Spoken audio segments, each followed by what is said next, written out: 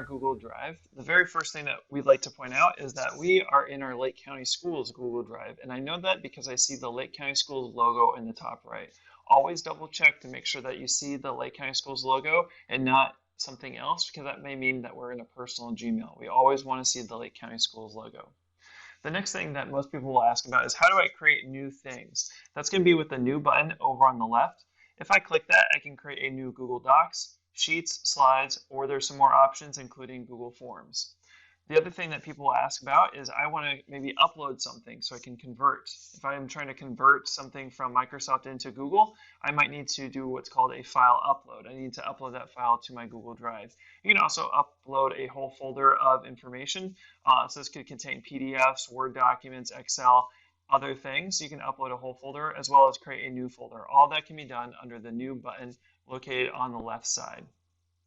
The best thing that Google does is search. A lot of people will ask about how do I organize my Google Drive. Well, Google makes it really easy. If we go to where it says Search Drive and we click, we can actually type in a key phrase. So I might look up an agenda for one of my meetings, and I'll start to see some search results. If I want to dive a little bit deeper, I can click the drop down, and then I can actually specify the type, which is going to be documents, spreadsheets, any kind of file format, or as well as folders. I could say this is a document. And I could even specify who the owner is. I could put in someone's name. It'll pop up their email, and then I can find their document.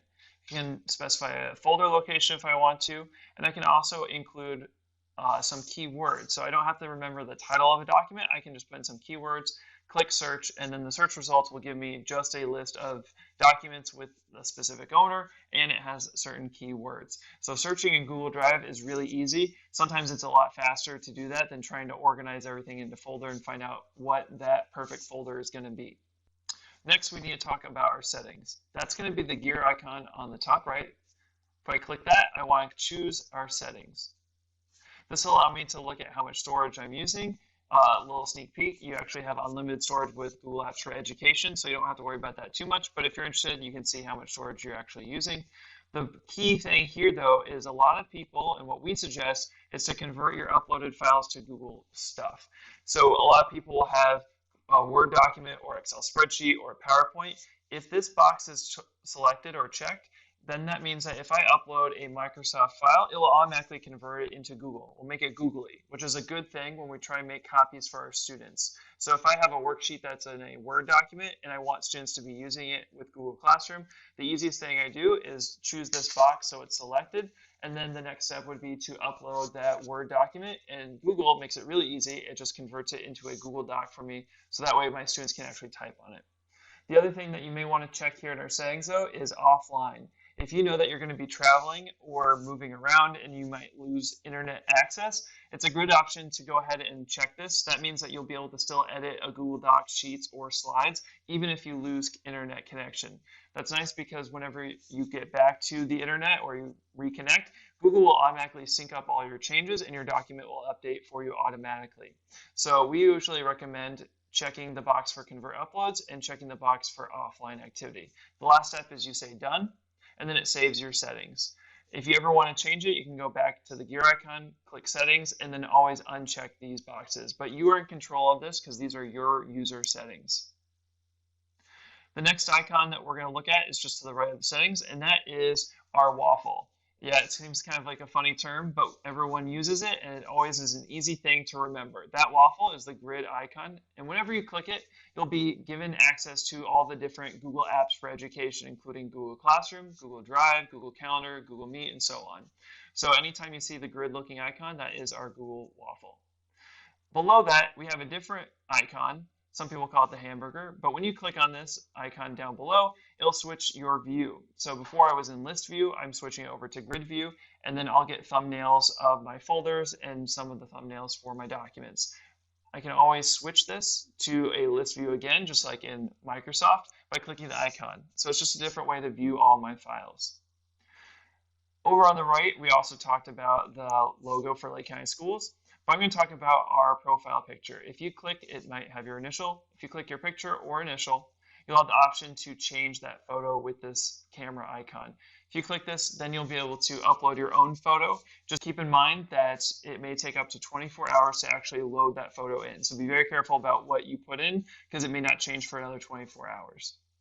Now let's look at the left side of our Google Drive.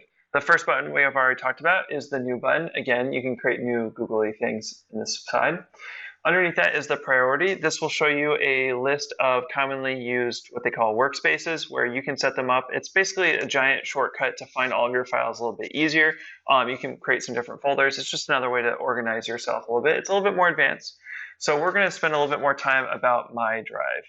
And this My Drive, you'll see a tiny triangle on the left. That will expand and collapse some of the folders. So if you have folders within folders, you can use these little triangles to expand or collapse, similar to Microsoft. But this is just another way to locate our information quickly in our drive.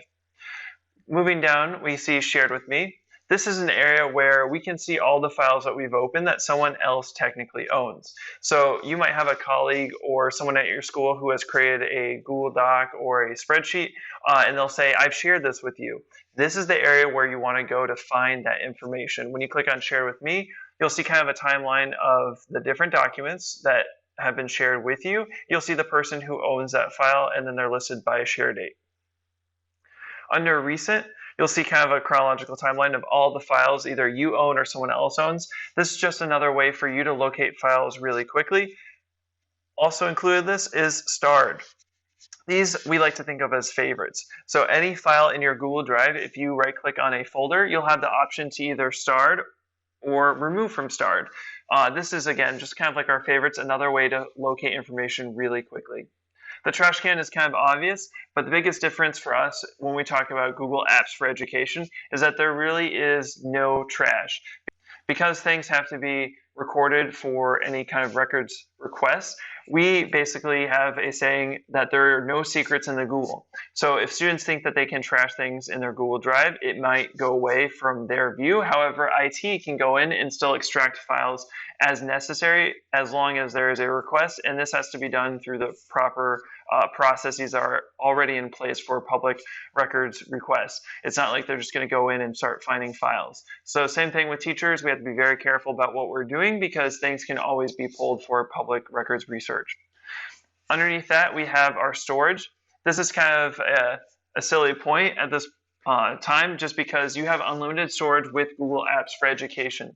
You can have as many files as you want, so even our TV production classes, they can upload whole files, big, large video file formats, and it won't affect anything. But if you want to see what's taking up space in your Google Drive, you can see that here. Just know that videos, PowerPoints, Microsoft files, PDFs, they all technically take up space. However, it doesn't really matter because we have unlimited storage with Google Apps for Education.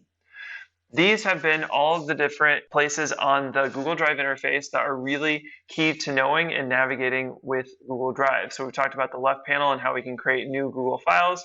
We can find things pretty easily using these options on the left, as well as the search box on the right. We also talked about our settings, where we can go in and make sure that it's very easy for us to upload and convert files, as well as work offline. We also talked about the Waffle icon to get to other Google apps, as well as the Lake County logo and our profile picture. Stay tuned for the next video for more features.